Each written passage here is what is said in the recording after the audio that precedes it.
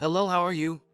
In this video, I'm going to show you 6 things you'll need to build your home studio or recording studio. And let's get started.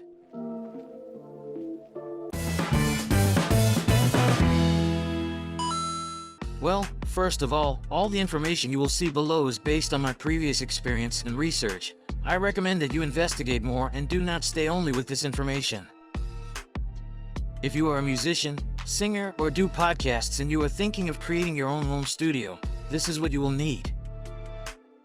The first and most important thing you should have is a computer, which is the means by which you will be able to create, modify, and edit all your audio recordings or instrumental creation, etc.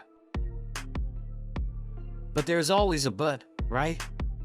This computer must meet certain requirements to be able to use the audio editing and recording programs.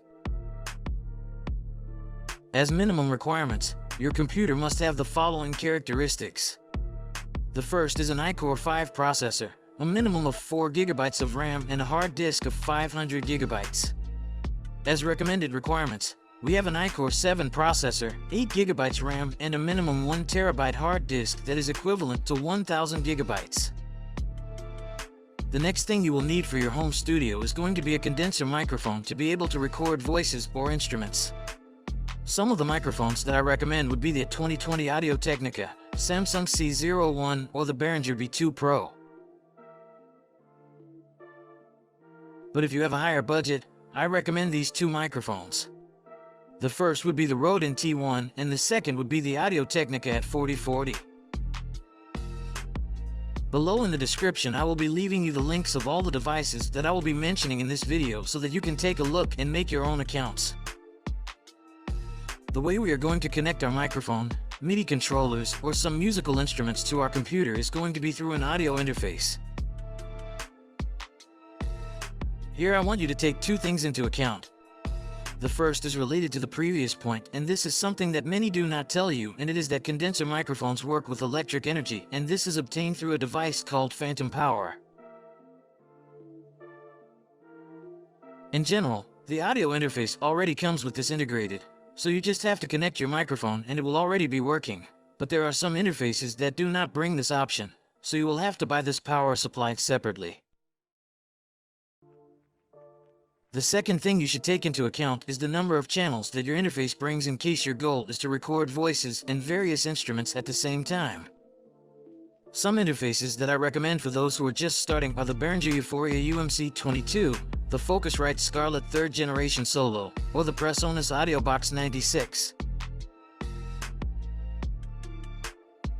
And for those who do not have a lot of money, as a last option I recommend the Behringer Euphoria 2 Moratang Energias, but do not confuse it with the UMC22, this is different.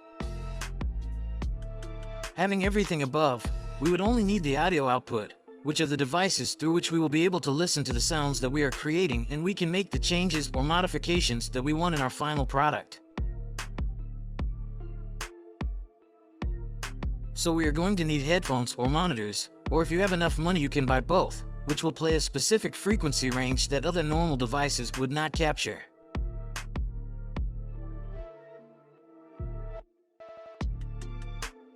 It is always advisable to have the monitors, but if you do not have a lot of budget and you are just starting, you can opt to buy good headphones. As an advice, I recommend that you buy closed headphones for when you go to record, since these will not allow the sound of the audio that we are playing to enter. If you have little budget, I recommend the Sennheiser HD206 headphones, and if you have more budget you can buy the Sennheiser HD600, the AKG 240 Studio, or the Beyerdynamic Pro 770.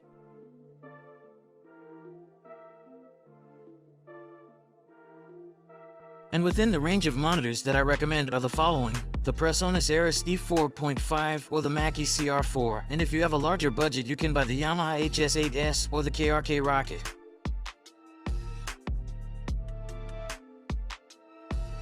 I recommend that you investigate the connections that you are going to need to connect the monitors to the audio interface, but usually we find XLR, TSR, or RCA connections.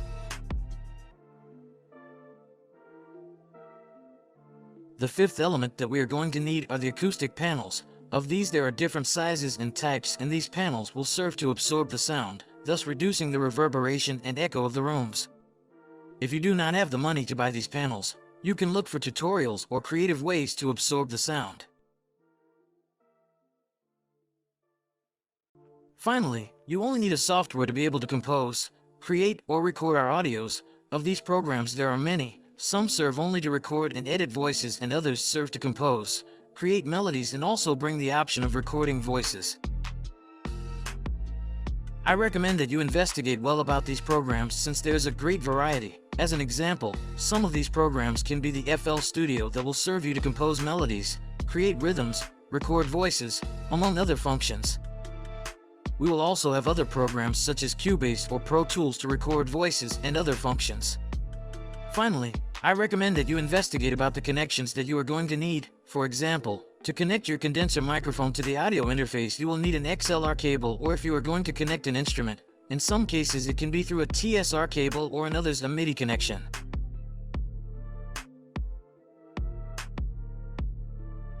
And now that I'm talking about MIDI, you can also buy a MIDI controller. I recommend that you buy a MIDI keyboard since this can facilitate the musical composition process.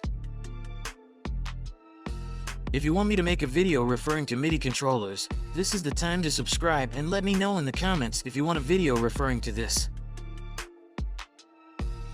And now with all the above, we can already have our FL Studio so that we can record our songs or our podcasts. Hey, but don't go yet. I'm going to leave you this information that may be useful to you. If you are a musician, producer, or singer who is just starting, then I will leave you this playlist where I teach you to distribute your songs on digital platforms, verify your Spotify account, and more advice on musical marketing. I also leave you my artist channel where you can listen to my songs, and without more to say, subscribe, like the video, and share it so that you support this channel.